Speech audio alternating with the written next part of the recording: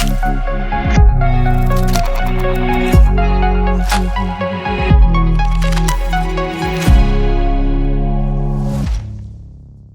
there, so our event sponsor for today is RUG Legal Insurance, and they really walk the walk when it comes to promoting access to justice. So we're really happy to have them sponsoring this event, as well as our award sponsors also include Clio, GNGF, and MyCase.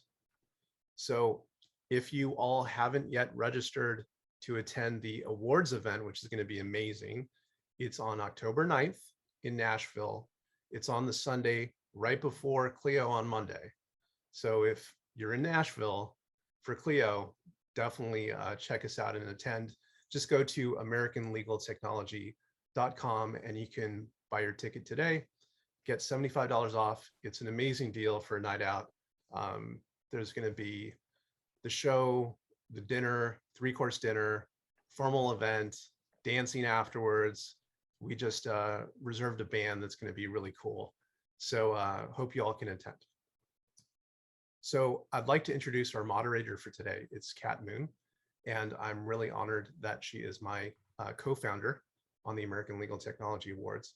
She's also, as you all probably know, a professor at Vanderbilt Law School and the director of the program on law and innovation. So really excited to have Kat lead the conversation and introduce everyone else. So I'll hand it over to you, Kat. Thank you, Tom. It is awesome to be here with this amazing panel of geniuses. And so it's, and just phenomenal women. So honored to have this conversation. And my goal is really not to say too much. I'll just say a couple of things really quickly. Absolutely. Thank you so much to our sponsors who are making this possible. We are grateful. And if you come, you've got to come to Nashville for the awards because I'll be there. I think everybody on the screen will be there. You should come. It's going to be a great party. All right. Without further ado, we are here today to talk to what I think is one of the hottest topics in the legal profession right now. And I think also one of the most exciting areas for really moving the needle on how we make law better. And so we're talking about the concept of access to justice, but we are thinking about it a little bit differently today. We want to talk about the justice tech movement and what it means, what it is, how, if it can really move the needle to move access to justice forward. What are some examples of its success? What does the future look like? There's also deregulation going on, that fits in there. The question is, though, how can all of this come together to serve the public better, to truly make law better? So we're going to encourage questions as we go along. Feel free to pop them into the chat as we're talking, and we hope to get to as many as possible. Without further ado, though, I'm going to invite our participants to introduce themselves, and I'm just going to call them out as they appear on my screen. So I'm going to start with Natalie. Natalie, can you introduce yourself? Sure. Hey, everyone. Thanks for coming today. I'm Natalie Knowlton. I'm the Director of Special Projects at IELTS and a co-founder and policy principal in Access to Justice at the soon-to-be-launched Access to Justice Ventures. And I'm here today because I will literally never pass up an opportunity to appear with any one of these fantastic geniuses here. Thank you, Natalie. Hey, Maya. Hi. Thank you so much, Kat, and everybody for joining. I am Justice Tech Executive in Residence at Village Capital, as well as Executive Director at Justice Technology Association, and also Startup Advisor and Legal Tech and Innovation Consultant. There's so much opportunity in justice tech across the board for positive impact, ROI, and significant momentum that we need to continue to push in order to scale impact. So I love all these people on the panel with me. I will also take any opportunity to speak with them and amplify the message, as well as learn more from the folks who have decided to listen in. So I really hope to connect with like-minded individuals maybe after and offline too. Awesome. Thank you, Maya. Hey, Erin. Hi. Thanks so much for having me. I'm Erin Levine. I'm a lawyer, certified family law specialist, and owner of Levine Family Law Group. I am also a founding board member of the Justice Tech Association and the founder of Hello Divorce, an online platform that makes divorce a lot easier, friendlier, and more affordable. And Justice Tech is my jam. It's a passion of mine. I want to make sure that everyone has access to the legal help they need, but I also really want to elevate the profession. Thank you, Erin. And hello, Sonja. Hi, everyone. I'm Sonja Ebron. I am co-founder, chief executive at Courtroom 5, also a founding board member at the Justice Tech Association. Always happy to talk about potential of Justice Tech to close the justice gap. And just really excited to be on any panel of geniuses. So thanks for having me. Welcome, welcome, welcome to you all. And without further ado, I'm going to kick things off with the first question. I do want to say, issue this disclaimer. I am on the board of advisors for the Justice Tech Association. So everyone knows that. Let's talk about Justice Tech. What is Justice Tech? Can we define it? How is it different? Same as, similar to access to justice? And I'm happy for anyone just to jump right in. I'll give you the Justice Technology Association's definition of Justice Tech, and maybe leave it to others on the panel to talk more about the kind of the broader access to justice. But for us, Justice Tech is companies that build solutions that are designed to improve or open access to one's legal rights or improve outcomes for them and increase equity in a system that is often stacked against them.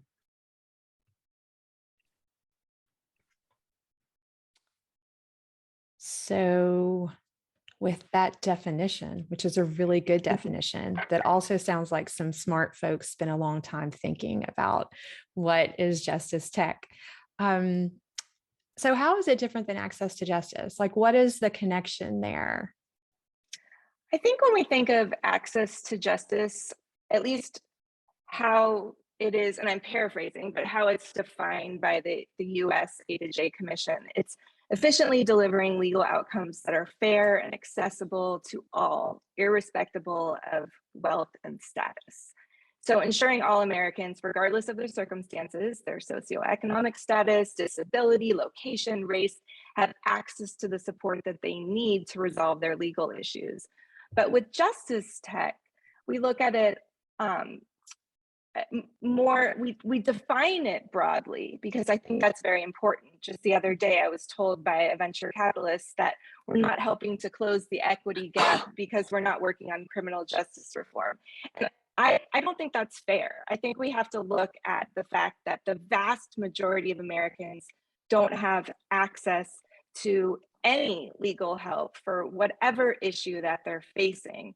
But Justice Tech specifically is using technology to provide access, improve their legal outcomes, and more equitably administer the legal system. So how can we use technology specifically to help? So Erin, to your point about folks not having access, right, to the legal system, to legal help, as I think we all know, Legal Services Corporation just came out with its latest study, and the number of low-income Americans who don't get any help has risen to 92%. And that's looking at only in a certain segment of the US population who has legal problems, right? There's a whole host of folks who have legal problems who don't get help that aren't even counted. So we know that number is actually, the overall number of people who don't get help is larger than what shows up in that LSC study. So I'm curious how we see the connection, because we often hear the conversation, or the conversations all often center around providing access to those of the lowest incomes. But if we consider access to justice being something that everyone is entitled to, how do we think Justice Tech is actually expanding access for numbers of people who frankly aren't really being counted right now? Sonja, what do you think? Yeah, access to justice has traditionally been seen as access to a lawyer. And I know many legal aid programs see it that way. there, in my opinion, aren't enough lawyers. Even if everybody was willing to help solve this problem, there's aren't enough lawyers to meet the demand for legal services now. And so it seems to me, in other industries where this is a problem, where there's that supply constraint, technology is the obvious solution to providing additional services so that we can make good use of the available supply. And here, when we look at Justice Tech in particular, these are often software solutions that can help people get whatever access they can and enable them to use lawyers in a different way. That's certainly something we're looking at doing at Courtroom 5. So Sonja, you made a reference to legal aid organizations and how they sort of typically look at access to justice, which brings to mind a question I think that many people have. When we look at Justice Tech and the work it's doing to expand access, what is its connection to legal aid? What is the potential impact? What are opportunities for partnership, right? What is some synergy there? Anyone have thoughts on that one? Yeah, I've actually pitched a concept to legal aid. I'm on the Leaders Council at the Legal Services Corporation, and I've had an opportunity to just engage in some conversation there about the limited funding that LSC gets every year and better ways to use the limited supply of legal aid lawyers. And it just seems to me that Justice Tech is and legal tech more broadly are obvious solutions to using that tremendous talent, dedicated legal aid attorneys in a different way. There's, I think, probably at best 50% opportunity to get a lawyer, even if you're financially qualified for legal aid. But yet, this access to justice crisis is a broad middle class problem. And I know that legal aid offices across the country are deluged on a daily basis with requests for help from people who will never be financially qualified for it by legal aid. And it just seems to me that if legal aid is going to meet its mission, they've got to make better use of technologies, and in particular, justice tech. So that maybe they can use legal aid attorneys in a different way. Excellent points. And yes, Erin, you're. Yeah, no, I always love to hear Sonja speak. And obviously, being both on the JTA, we spend a lot of time talking about this, but I really love the way she frames it. It's not just that there's not one solution that will work, like pro bono, legal aid, justice tech companies, but it's that we really need to work together. We can't all live in a vacuum.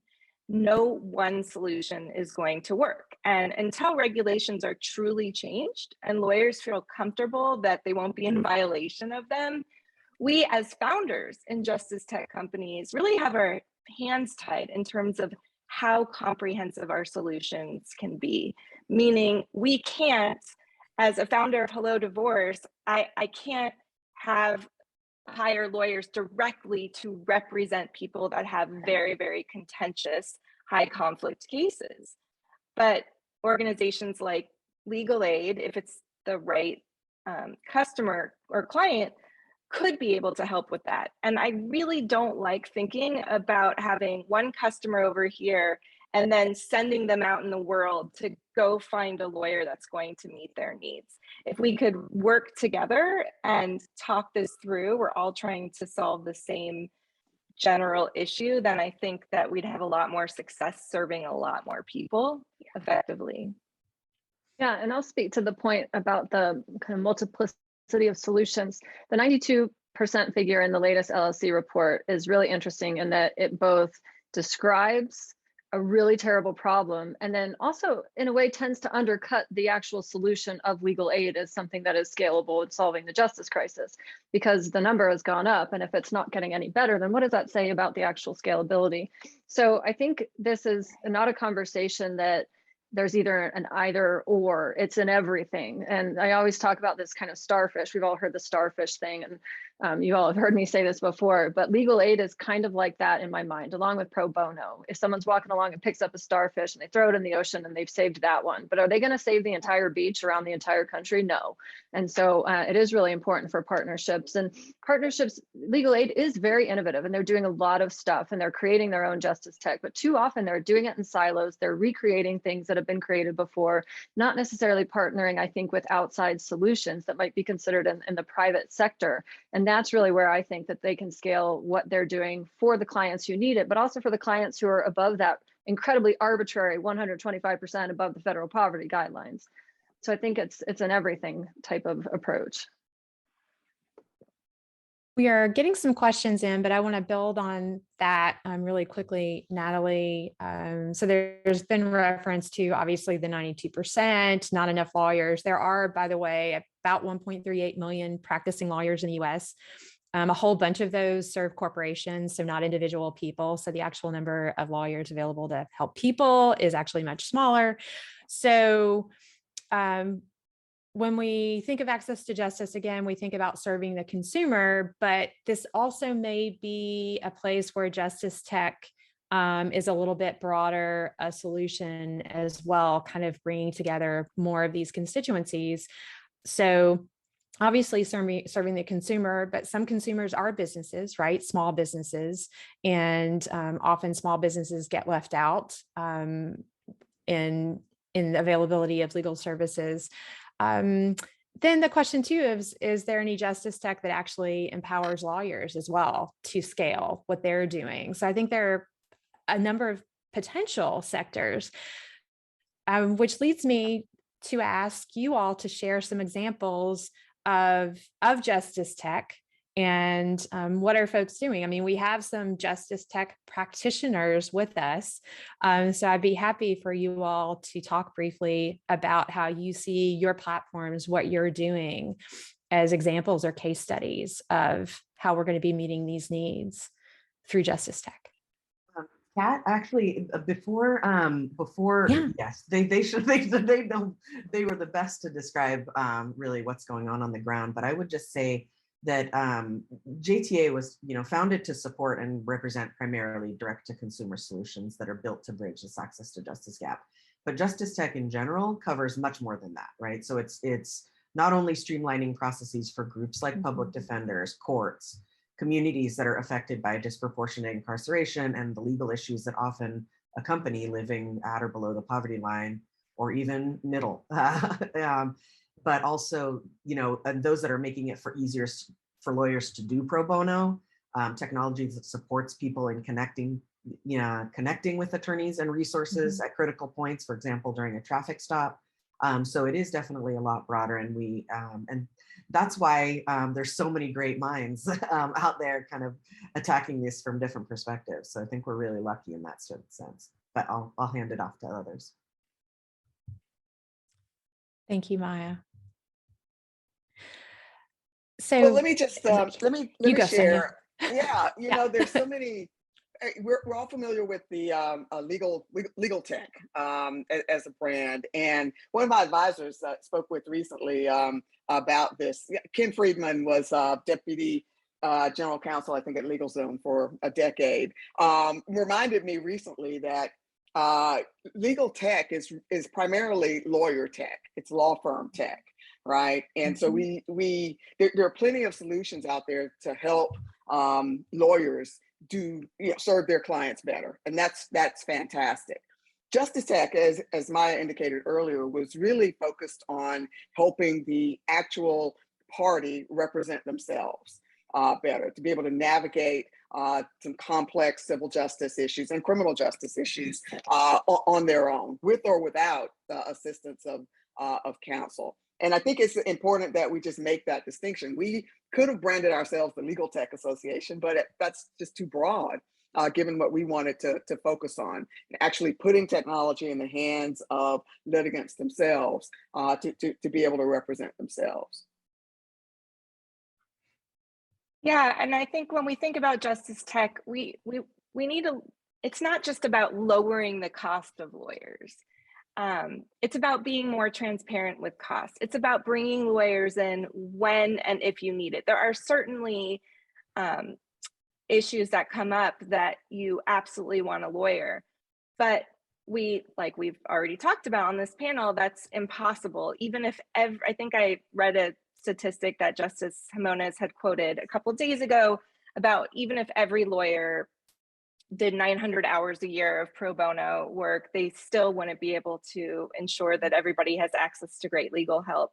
So to me, it's about being transparent with costs. It's about leveraging data to help predict outcomes so people can make decisions if they are representing themselves with more peace of mind. It's about using technology to make lawyers smarter so that they have access to not only their experience, but the experience of lawyers across their jurisdiction or across the country who have handled similar things. It's about automating the mundane, like the name of the courthouse on every single form. The fact that lawyers or everyday people are having to retype that in over again is really silly. It's about removing the administrative and the business tasks that take up lawyers' time. Some lawyers enjoy the aspect of running a business. A lot don't. A lot would like to spend much more time focusing on actually being a lawyer. And if they could do that, then they not only free up more time and have more of a work-life balance, but they also ultimately make more money, even if they're charging a little bit less. I think Erin makes a great point about some of what we think about when we think about the technology component, because this is in many instances not rocket science. I mean, we're talking, look at the marketplace movement that swept the country, a decade or two ago. That marketplace movement, the technology innovation there, among others, was matching people from a zip code to attorneys from that zip code and along case types. I mean, it's as simple as that. Then regulations have been sort of expanding to allow for more things like that, but we're really not talking about, in many cases, this really complicated predictive analytics coming direct to consumer. We're talking about really small tech functions that are empowering access to whether it's information or attorneys. So Natalie, your point leads me to a question that I frankly am very curious about. I spent a lot of time thinking about what do we think is happening now? What is changing in our current legal landscape as it's evolving that seems to be, in my observation, or at least on Twitter, creating a groundswell to really push forward things like the JTA and the growth of justice tech as a real sector? Like, what's going on right now that you think is really providing this energy around this?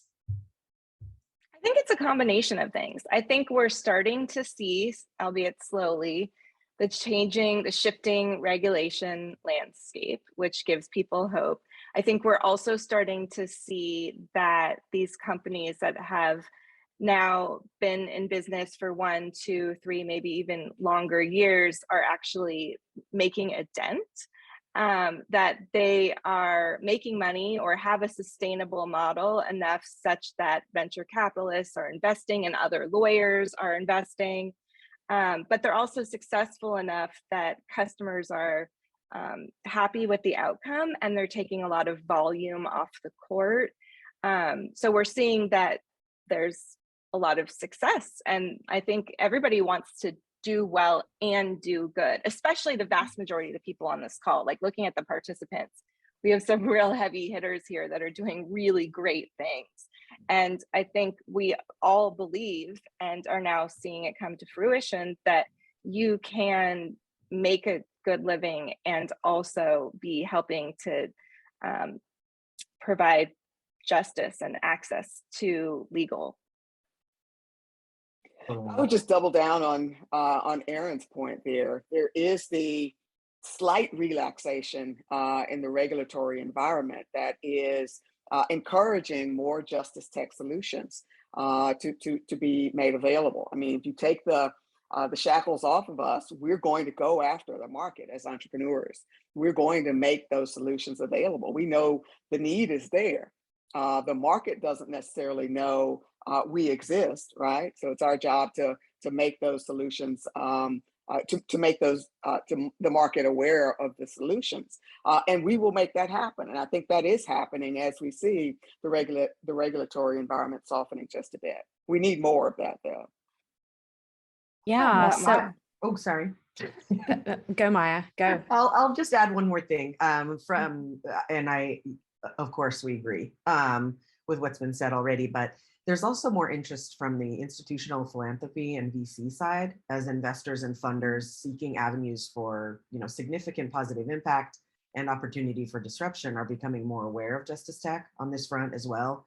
I'm working with a coalition of investors through my work at Village Capital, which is further supporting these investors in mobilizing informed capital into ethical justice tech and streamlining deal flow, essentially. And also, I just would want to also throw out there that I want to very intentionally include nonprofits because JTA intentionally includes nonprofits as shared values and mission is much more important to us than business model.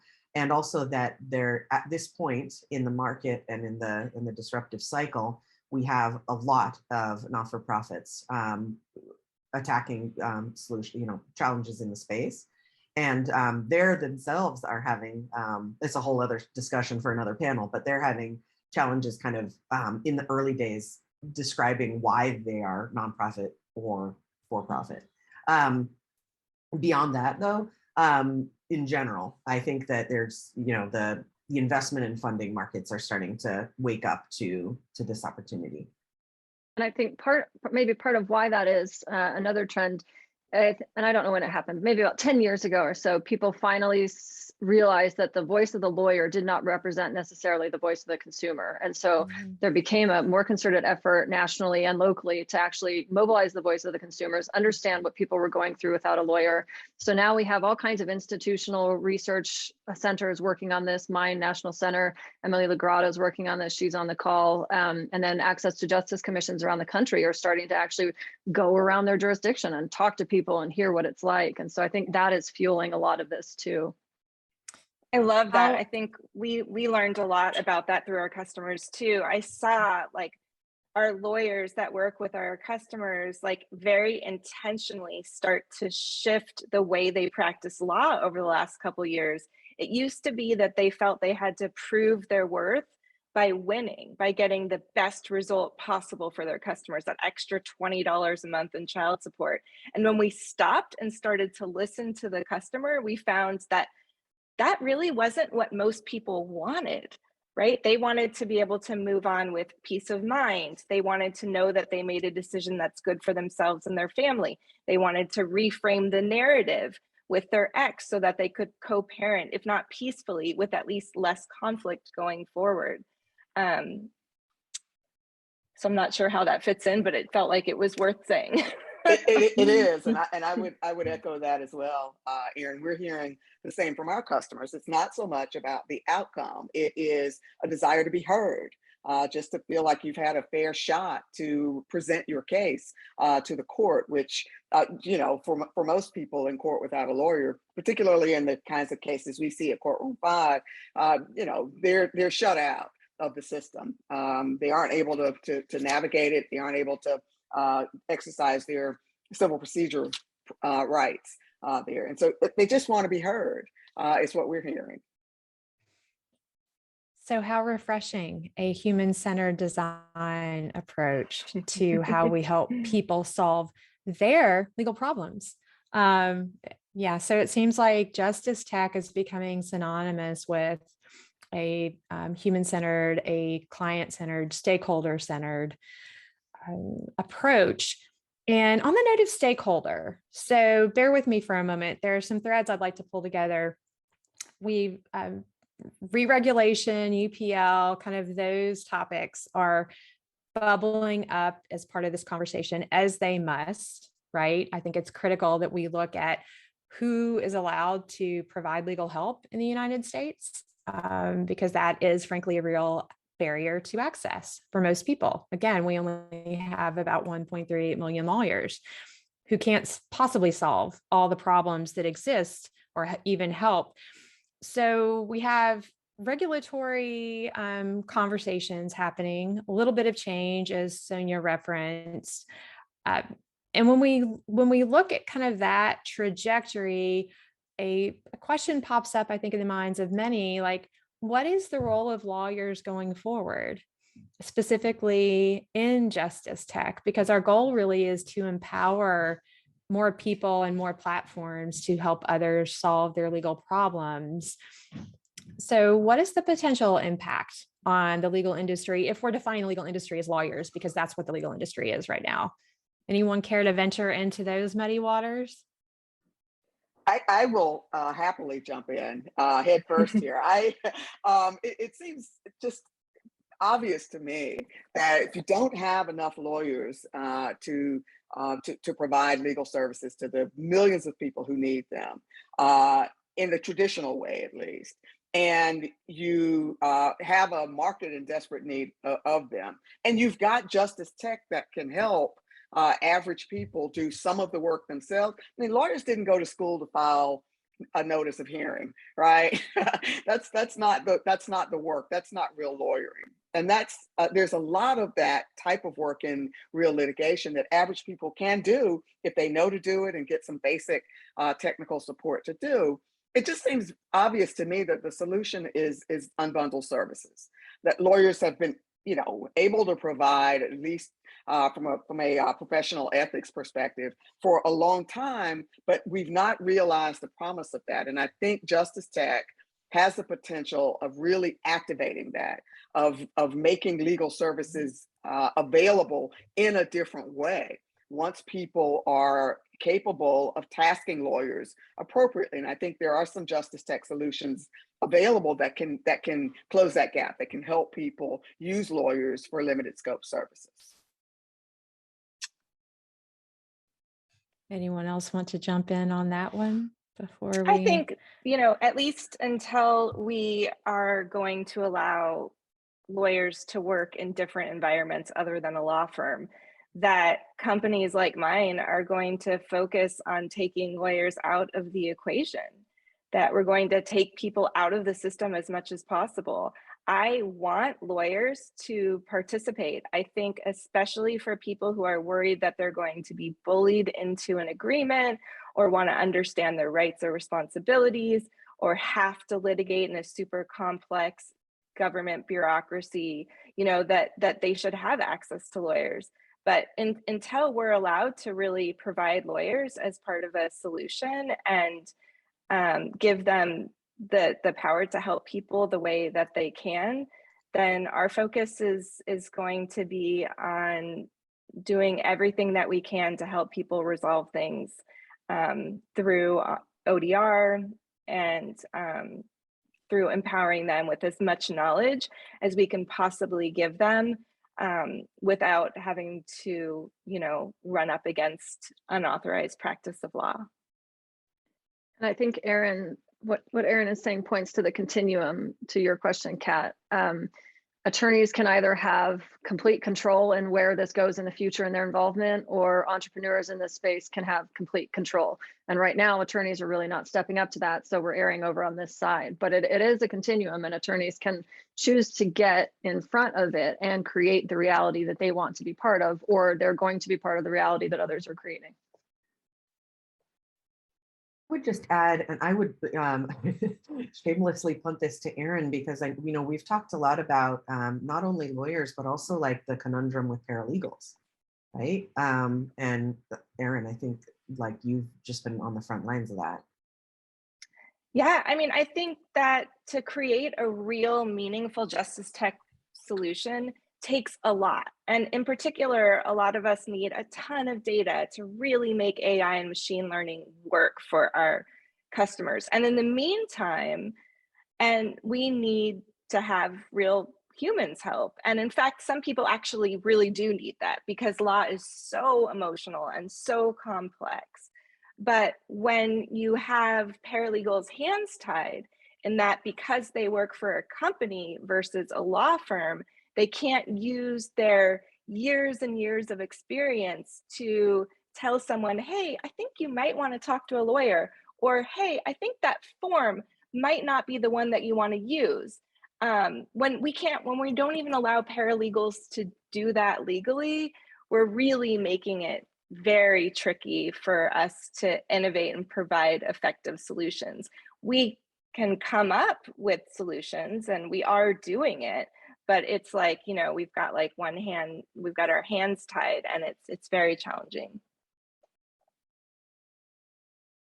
Well, we're dealing with systems that were created in the second industrial revolution. We are now in the fourth industrial revolution, and our systems are completely inadequate for the tasks at hand.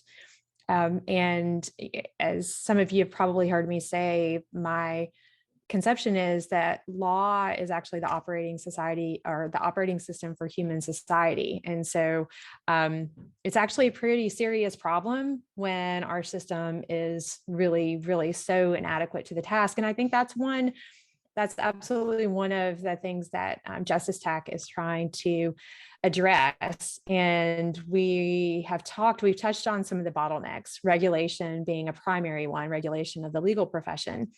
Are there any other bottlenecks that you all are seeing in terms of getting solutions created, getting Justice Tech into the world to bridge some of these gaps, to solve some of these problems? Yes.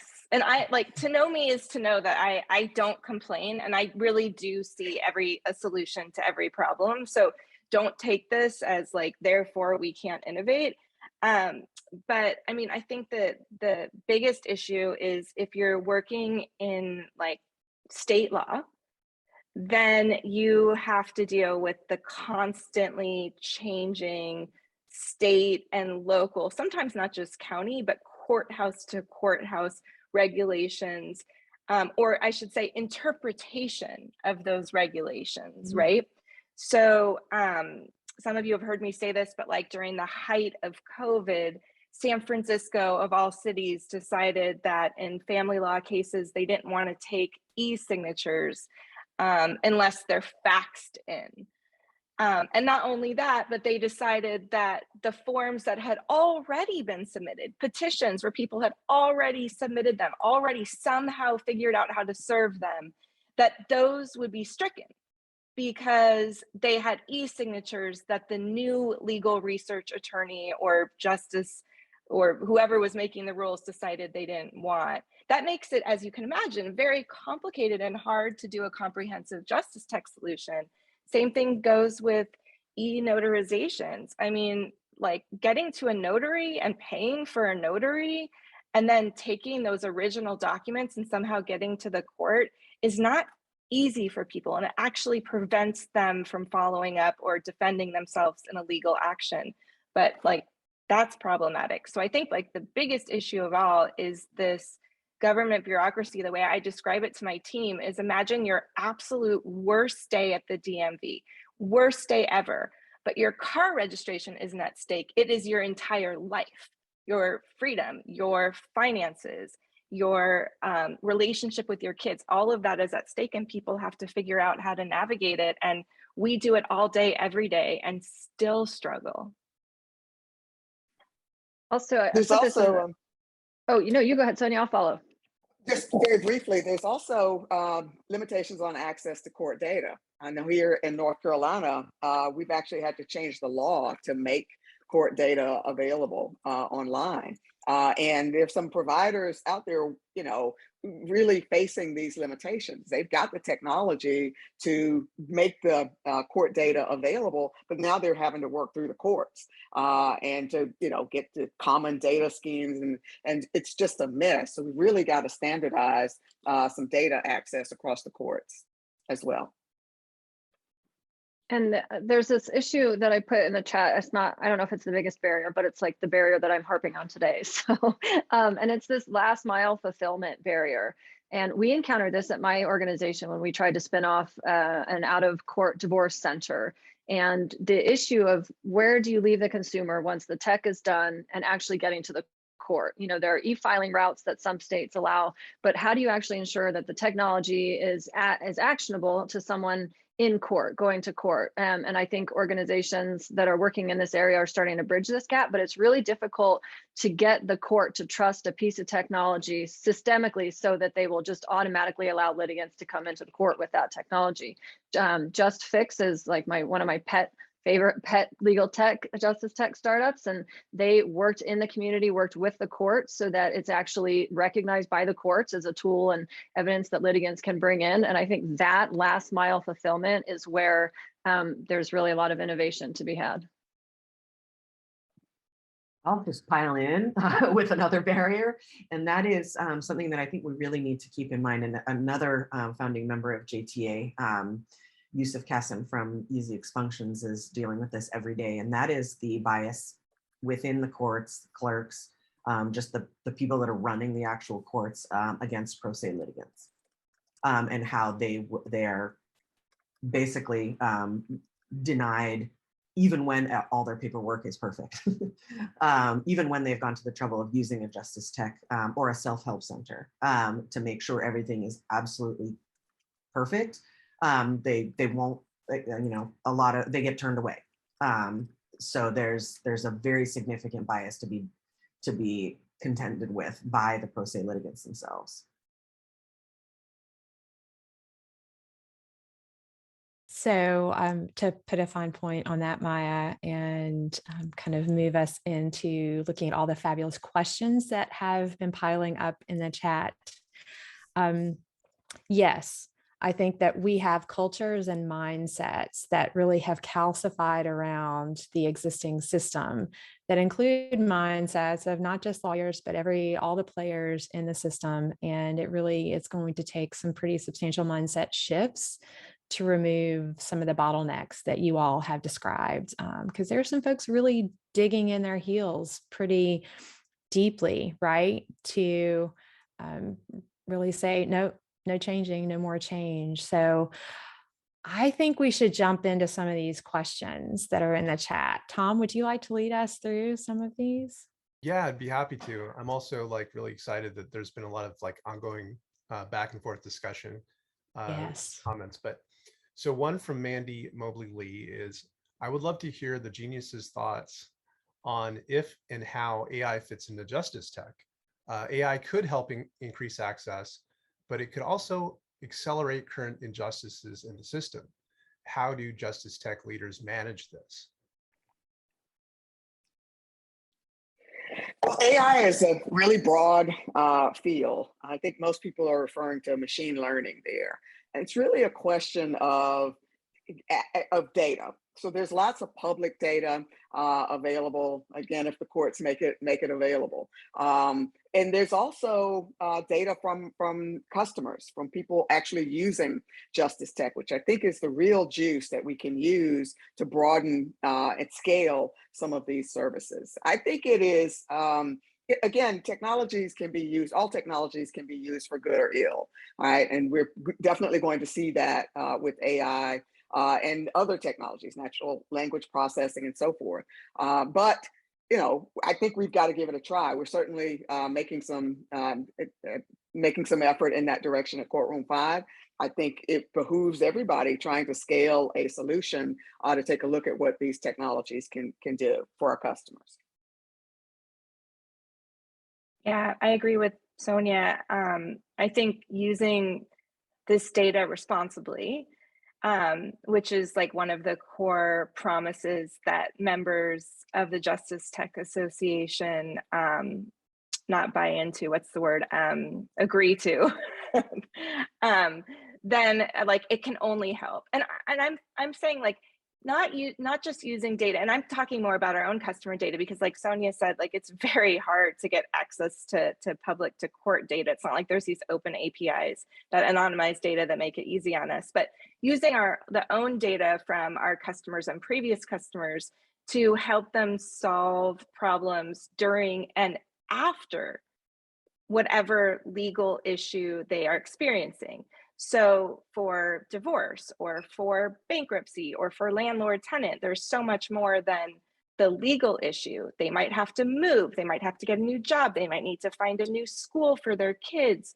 They might have increased childcare costs, like all of these things. And so helping to be able to like leverage data to get people, if not the products and services they need, but at least the content that is directed specifically at them, at the issue that they're experiencing, so they don't have to spend hours and hours Googling or like weeding through all that noise, because there's so much noise out there. I think there's lots of opportunity to use AI and like tech-assisted mediation to help people get to agreements faster and with less friction, and then to use the data to help them with financial services, to help them to connect to the person or people that are going to help them most or be most likely to. There are so many opportunities here, and like probably one of the most, if not the most exciting part about this space right now. And I think one question that we would have to ask ourselves before we kind of answer the question of what is the role of AI is we have to grapple with this issue of AI and consumer facing technology, because I think if you want to see the opportunities that exist, you just have to look in the B2B space at this whole range of what, you know, some people used to call alternative legal services providers. They're now just legal services providers, or I don't know what the common nomenclature is, but what are these companies providing? And that's really sophisticated. And the reason they're able to provide it is because there's a perceived sophistication of the audience who's receiving it. And we automatically assume that consumers are too vulnerable and too I don't insert any sort of, you know, adjective here, that they just can't assume the risks of interpreting and understanding some of this data. And I think that's wrong in a lot of cases. So I think we need to really grapple with, are we really being too protectionist here? Are there categories of consumers? And I think Stephen Mason's recent report from the UK would suggest there are, who can actually assume that risk of interpreting and understanding some of the data that's available at the higher level. More importantly, they have a right to do that. I'll just observe from my perspective, aren't people already assuming a huge risk? Because we give two options in this country: hire a lawyer or represent yourself. What's already happening on the pro se side? Folks assume all the risk and have access to really crappy information, if any, that they can access at all. So it seems like the existing data really should support that we should be doing a lot of what Erin was just describing. What's next, Tom, on the question list? Yeah, sure. We have a question from Mike Whalen. He said, we see a lot of lawyers creating good solutions with bad economics. How do we help people with legal knowledge apply their sense of mission to build profitable businesses? He has a really good answer to that. I think so too. I think it is very, very challenging. I think that lawyers, first of all, need to think about what is the reason why they're creating this solution. There's no good or bad reason, but if it is to build trust with your community or generate leads to be able to sustain your business with the type of clients that you want to work with, then it doesn't necessarily need to be a sustainable model. If you're really working on a justice tech solution where you're providing content or a platform or some other self-service tools, it's oftentimes going to take a lot of scale for you to be able to do it in a way that's profitable. Especially if you have to, you know, spend your own money and time building it out.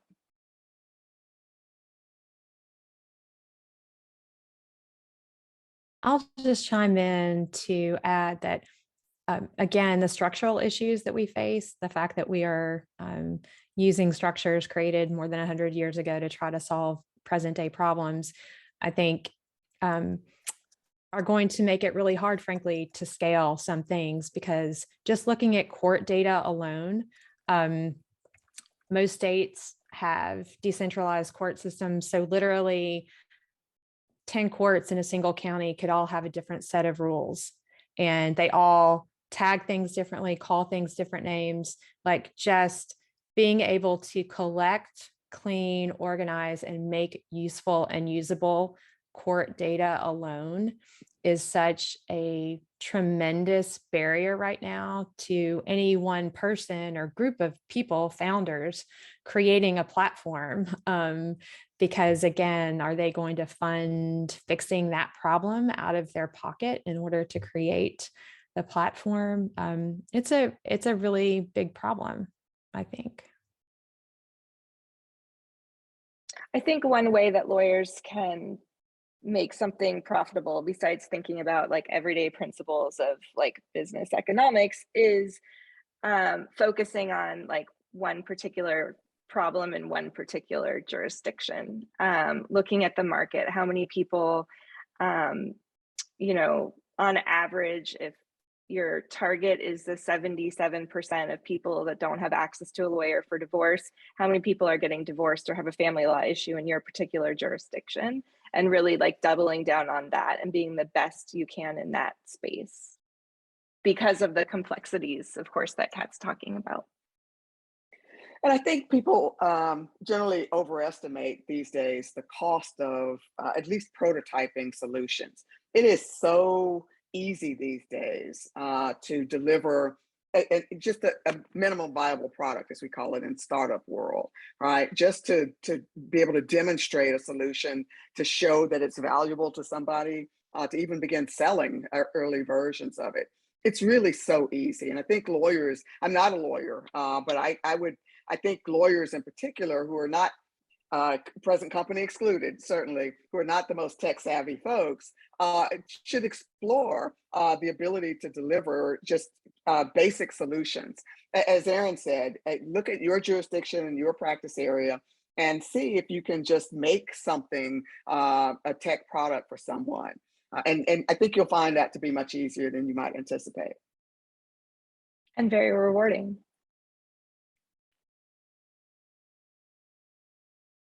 One other question we had was from Emily Lagrada, and she was asking whether or not the panelists know of any examples of a government or a court agency bringing legal tech solutions in-house that have been effective and successful. So the ones that I know about, and I can't say that they're actually bringing them in-house, but the area that I have seen in my limited scope, the most partnership between private tech solutions and public court systems is in the post-decree co-parenting space. Our family wizard, my family wizard, whatever the name of that is, has been around for decades now. And it actually appears in court orders. Courts will order parents and parties to use that app in order to communicate and work out their schedules. And then more recently, co-parenter and similar apps like that. So I don't know if that directly answers the question, but I think family courts have been, and Erin, I don't know if you've seen this too, but I think they've, in my view, been more open to exploring these types of solutions.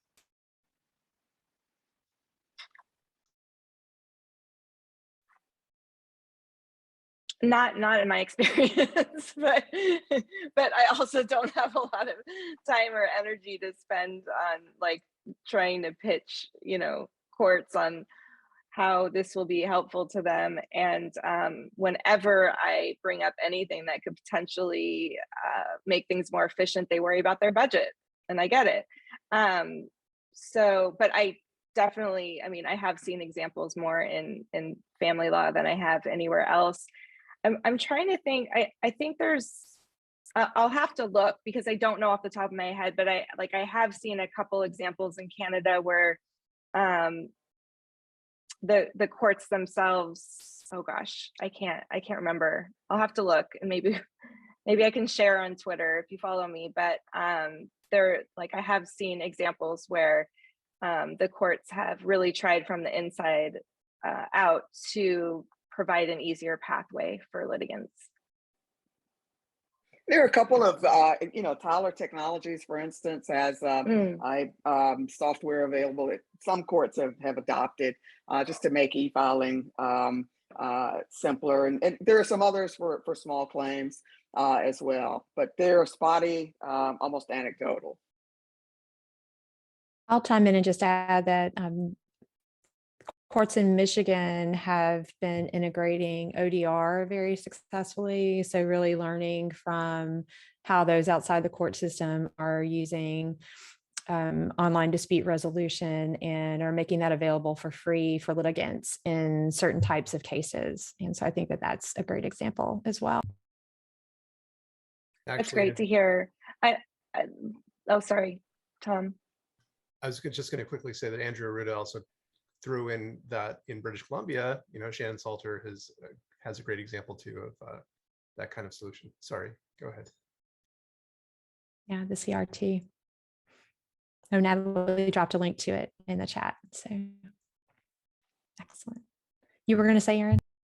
Oh, I was going to say is like it's the real problem here is even if we can get people access to filing, we still, and even if we can get people access to dispute resolution so that they can come to an agreement, ultimately it's the local courts and sometimes their own like legal research attorneys or clerks who decide whether or not they're going to allow divorce agreements or other type agreements to get to the judge for signature.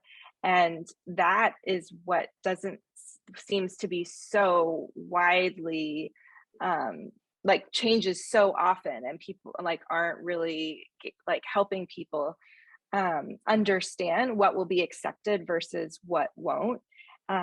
Even lawyers are getting their agreements rejected left and right. It's just they're paid to fix it. So it's a much easier solution for them versus a platform like ours that isn't allowed to provide legal advice and is simply just trying to help people who have an agreement get that agreement signed off by the court.